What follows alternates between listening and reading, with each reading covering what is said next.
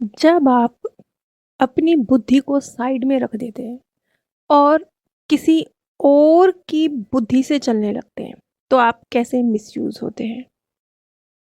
आज मैं आप सभी के साथ अर्पिता जी की स्टोरी शेयर करने जा रही हूँ। अर्पिता जी, जो कि एक 35 वर्षीय महिला हैं, इनकी जो प्रॉब्लम थी वो बहुत ही अजीबोगरीब थी। बहुत अजीबोगरीब। अगर आप सुनेंगे तो आप सोचेंगे कि क्या ये भी कोई समस्या हो सकती है। आजकल लॉ ऑफ अट्रैक्शन, इस नियम को हम सभी जानते हैं और मानते हैं। अर्पिता जी ने भी इस चीज को समझा और इस चीज को फॉलो भी किया। लेकिन जैसे कि इंसानी दिमाग है, इंसानी दिमाग का तो विकास ही ऐसे हुआ है ना कि वो नेगेटिव चीजों की तरफ आकर्षित होता है, क्योंकि उसकी जो विकास क्रम में यही रहा है कि वो अपने आप को नेगेटिव चीज़ों से बचा के रखे और इसलिए उन पर वो फोकस करे। जो चीज़ें पॉजिटिव हैं, आपके पास अच्छी हैं, उनको आप नज़रअंदाज करते हैं, इजीली कर पाते हैं, क्योंकि उनसे आपको बचने की ज़रूरत नहीं है। तो आपका सारा फोकस कहाँ जाता है? नेगेटिव चीज़ों की तरफ। अब अगर ये चीज़ एक सीमा में है तो ये हेल्दी भी है, अच्छी भी है, क्योंकि जीवन में आप जब कोई कार्य करने जा रहे हैं, उसके दोनों पक्षों का ध्यान में रखेंगे, पॉजिटिव भी और नेगेटिव भी हो सकता है, संभल के रहेंगे। अपना जो भी फ्यूचर प्लान बना रहे हैं, उसमें अगर कुछ गलत ना हो जाए, उसके लिए सेफ्टी प्रिकॉशन कुछ लेकर चलेंगे, तो बहुत अच्छी बात है। तो इस तरीके से अगर आप अपनी नेगेटिव चीज़ों पर भी ध्यान आकर्षित कर रहे हैं, तो बहुत अच्छी बात है। ये आपको भविष्य में फ़ायदा पहुँचाएँगी, क्योंकि आप एक कैलकुलेशन के साथ चल रहे हैं। लेकिन अगर इसके विपरीत हो जाए, जैसा कि अर्पिता जी के साथ हुआ। अर्पिता जी ने इस नियम को तो समझा, लेकिन उनके अंदर ये चीज़ आ गई कि अब अगर मैं किसी नेगेटिव थॉट को क्रिएट कर रही हूँ या मैं उसकी तरफ अपनी ऊर्जा भेज रही हूँ, तो क्या वो मेरे जीवन में सत्य रूप धारण कर लेगा? अब जैसे कि मैंने कहा, इंसान का तो विकास ही ऐसे हुआ है कि वो नेगेटिव चीज़ों की तरफ आकर्षित होता है। नेगेटिव थिंकिंग प्रोसेस भी हमारा होता है, जो कि एक सीमा के अंदर हो तो हेल्दी भी है, होना भी चाहिए। संतुलन में तो दोनों चीज़ें होनी चाहिए। तो यहाँ उनके अंदर एक अजीबोगरीब सा बेसिर पैर का डर घर कर गया, और वो ये कि अगर मैं नेगेटिव चीज़ों की तरफ अपना ध्यान रखूंगी तो वो मेरे जीवन में सत्य रूप में सामने आएंगी। और इस डर ने उनके दैनिक जीवन को, उनकी जो रोज़मर्रा की लाइफ थी, उसे खराब कर दिया। अब हम अर्पिता जी के पास लाइफ पर आते हैं। जब जो चीज़ें निकल कर आई, जब अर्पिता जी का सेशन हुआ, तो मुझे एक पुस्तक है जीवात्मा जगत के नियम, उसमें एक स्टोरी है जिसमें मुझे अब पात्रों के नाम याद नहीं है, मुझे कहानी भी पूरी याद नहीं है, लेकिन मुझे उस कहानी से जो निष्कर्ष निकला था वो मुझे याद है। वो एक ऐसे लड़के की कहानी थी जो एक व्यक्ति, जिसने, या गुरु के रूप में वो व्यक्ति था, उसने उसे डरा कर पूरा जीवन कई कई साल तक अपने पास रखा, अपने कब्जे में रखा। अब जैसे उसे एक नौकर बना के कह लीजिए, कैद कह लीजिए, इस तरीके से उसे रखा, क्योंकि वो जो लड़का था वो, उसका एक तरह से माइंड वॉश था, उसे डर लगता था उस व्यक्ति से कि मैं अगर इसके खिलाफ जाऊंगा तो कुछ गलत हो जाएगा। जबकि उस व्यक्ति के सामने, उस लड़के के सामने बहुत सारी ऐसी अपॉर्चुनिटीज आई थी कि वो जो व्यक्ति उसे दबा रहा था उसके खिलाफ स्टैंड लेता और अपनी जिंदगी को बेहतर बनाता, उसके शिकंजे से बच जाता। लेकिन उसने अपने लिए स्टैंड नहीं लिया। ये स्टोरी मैंने जीवात्मा जगत के नियम पुस्तक में पढ़ी थी। एग्जैक्टली मुझे ना पात्रों के नाम याद हैं ना कहानी याद है, लेकिन इसका निष्कर्ष ये निकला था, ये मुझे याद है। इस कहानी का जिक्र मैं इसलिए कर रही हूँ क्योंकि सेम ऐसी ही अर्पिता जी की भी स्टोरी रही। अब हम अर्पिता जी के पीएलआर पर आते हैं। मैं बहुत डरी हुई हूँ और डरते हुए घर के कार्यों में व्यस्त हूँ। मेरी मदर इन लॉ, जो कि बहुत दबंग और रुतबे वाली महिला हैं, मुझे उनसे डर लगता है। मैं एक तरह से भावनात्मक कैदी हूँ, क्योंकि मेरी सासू माँ के शब्द वो मेरे लिए आदेश की तरह हैं, जिन्हें सही और गलत का फैसला किए बिना मुझे फॉलो करना है। अगले दृश्य में वो कहती हैं, मुझे मेरे पति से दूर रहने के निर्देश दिए गए हैं।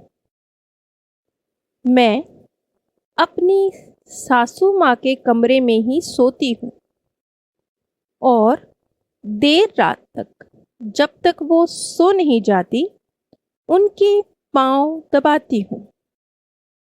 आगे वो बताती हैं,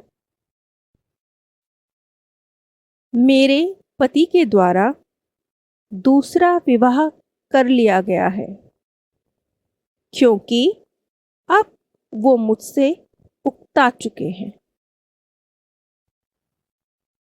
मैं अपनी सासू माँ की और अपने घर की, अपने पति की और उनकी दूसरी पत्नी की देखभाल करती हूँ। मुझे किसी अन्य से बात करने की या घर से बाहर जाने की इजाज़त नहीं है। ये सारे दृश्य जो अर्पिता जी ने बयां करे, उससे जो निष्कर्ष निकला, उन्होंने एक इस तरह का जीवन जिया है जो जिसमें एक तरह से वो कहते हैं ना कि जैसे कि मैंने अभी वो जीवात्मा जगत में जो स्टोरी थी मैंने उसका जिक्र किया, ये एग्जैक्टली वैसे ही था। जब इंसान सही और गलत का फैसला किए बिना, अपने दिमाग को इस्तेमाल किए बिना किसी के अधीन होकर कार्य करने लगता है, और परमात्मा ने जो एक बुद्धि बख्शी है उसका प्रयोग नहीं करता है, तो किस तरीके से ये चीज भी एक गलत पैटर्न की तरह आपके अंदर फीड हो जाती है। यदि अर्पिता जी के रिश्ते उनके पति के साथ, उनकी जो माता जी थी मदर इन लॉ, उनकी वजह से खराब हो रहे थे, तो उन्हें खड़ा होना चाहिए था ना कि रात के समय मैं अपने पति के साथ गुजारना चाहूँगी, अगर मैं आपकी सेवा भी करती हूँ, मैं आपके पैर भी दबाती हूँ, सब कुछ सही है, लेकिन मेरे पति के, मैं उनसे विवाह करके आई हूँ तो उनके लिए भी, हम दोनों को भी 2 वक्त एक दूसरे के साथ गुजारने की इजाज़त होनी चाहिए। लेकिन उन्होंने इस तरीके का कोई स्टैंड कभी नहीं लिया। अब जो हुआ सो हुआ, लेकिन इस बर्थ में यही अर्पिता जी का लाइफ लेसन था, क्योंकि वो एक तरह से हर चीज़ के आगे अपना दिमाग छोड़कर हर चीज़ को जस का तस एक्सेप्ट करना, चाहे सामने वाला उनका मिसयूज कर रहा हो, चीज़ को समझना उनकी एक लेसन था, ये उनका सबक था। अब यहाँ पर सेम पैटर्न रिपीट हुआ, लेकिन थोड़ा अलग अंदाज में हुआ। देखिए, वहाँ पे एक व्यक्ति था जिसके साथ ही पैटर्न रिपीट हुआ। अब इस बर्थ में उनकी सासू माँ का कोई रोल नहीं था, वो नहीं थी, लेकिन पैटर्न तो डेवलप हो चुका ना। वो जो तरीका था जीवन जीने का, अपने दिमाग का इस्तेमाल ना किए बिना, सही और गलत को समझे बिना किसी को फॉलो करने का, वो रिपीट हुआ। यहाँ पर भी जब अर्पिता जी ने लॉ ऑफ अट्रैक्शन के नियम को समझा और उसे अप्लाई करने की कोशिश करी, तो बहुत जल्दी वो एक नेगेटिव पैटर्न में चली गई। वो अब पॉजिटिव की बजाय नेगेटिव विचार ज्यादा आ रहे हैं, और उनके थ्रू डर क्रिएट हो रहा है कि कहीं वो सत्य ना हो जाए, क्योंकि उन्होंने तो सिर्फ यहीं तक समझा ना कि जो हम सोचते हैं वो सत्य में परिवर्तित हो जाता है। उन्होंने इससे आगे तो इस चीज को समझा ही नहीं कि कैसे परिवर्तित हो जाता है, बिना अपनी कर्म की ऊर्जा शामिल किए कैसे परिवर्तित हो जाता है। अगर सिर्फ विचार सत्य में परिवर्तित होते बिना आपकी कर्मों की ऊर्जा के, तब तो फिर तो इस दुनिया का हर लड़का अक्षय कुमार होता और हर लड़की कैटरीना कैफ होती। लेकिन ऐसा नहीं है ना। ऐसा क्यों नहीं है? क्योंकि कर्मों की ऊर्जा शामिल नहीं है। हर बच्चा चाहता है कि वो आईएएस ऑफिसर बन जाए, तो क्या वो बन जाता है? बनते वही हैं जिन्होंने अपने आप को उस दिशा में झोंका होता है, कर्म की ऊर्जा शामिल की होती है। बिस्तर पर लेट के सोचने वाले कहीं भी नहीं पहुंचा करते। जब अर्पिता जी को ये चीज समझ में आई कि उनसे कहाँ गलती हो रही है, और उनको क्यों डरने की ज़रूरत नहीं है, क्योंकि उनके जो भी नेगेटिव विचार हैं वो सत्य में परिवर्तित नहीं होंगे, क्योंकि किसी भी नेगेटिव विचार के साथ उनकी कर्म की ऊर्जा तो शामिल हो ही नहीं रही। हाँ, अगर कर्मों की ऊर्जा भी शामिल हो रही है साथ ही साथ, सिर्फ सिर्फ सोच तक नहीं है, आप उस दिशा में कुछ कर भी रहे हैं, हाँ, तो जरूर वो सत्य में परिवर्तित हो जाएगी। आप सिर्फ ये सोचते नहीं हैं कि कहीं आप शराब के एडिक्टेड ना हो जाएं, आप कर्म भी कर रहे हैं, आप हर रोज अपना एक पैग बढ़ा भी देते हैं, तो फिर आप बहुत जल्दी एडिक्टेड हो जाएंगे।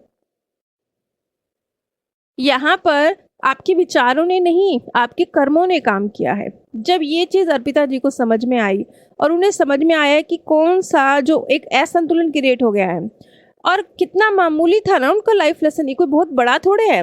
एक्चुअली हम लोगों में से ज्यादातर लोगों के 90% लोगों के, बल्कि 95% लोगों के जो लाइफ लेसन है बड़े ही मामूली हैं, बहुत बड़े बड़े बड़े बड़े नहीं हैं। ये हमारी गलतफहमी है कि बहुत बड़े बड़े हैं। ऐसा ब्लंडर, भयानक सा कोई बड़ा सा कर्म बहुत कम लोगों ने किया है। हाँ, छोटे छोटे गलत कर्मों की तो लाइन लगी हुई है, उसके लिए तो आपको पिछले जन्मों में जाने की कोई जरूरत नहीं है, आप इसी जन्म को चेक कर लीजिए। छोटे छोटे छोटे पता नहीं कितने आपने गलत कर्मा किए हैं, आपके सामने आ जाएंगे। कोई बहुत मुश्किल नहीं है इस चीज को जांचना।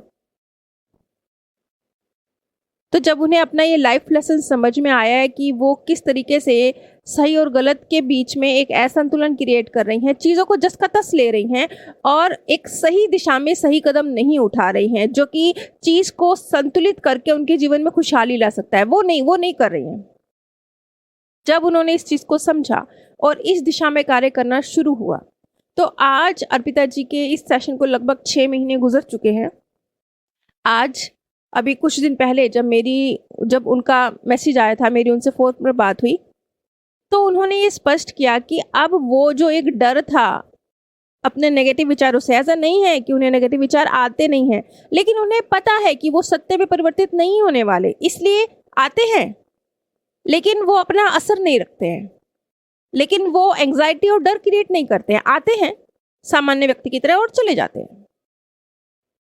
अब हम सब ने भी इस सेशन से जो हम सब के लिए सीख है वो यही है कि सही और गलत के बीच का फर्क करना सीखिए, एक संतुलन स्थापित कीजिए, एक तरफ अपने पलड़े को झुका के मत रखिए, क्योंकि हो सकता है कि जो चीज आपको सही लग रही हो वो एक्चुअल में सही ना हो।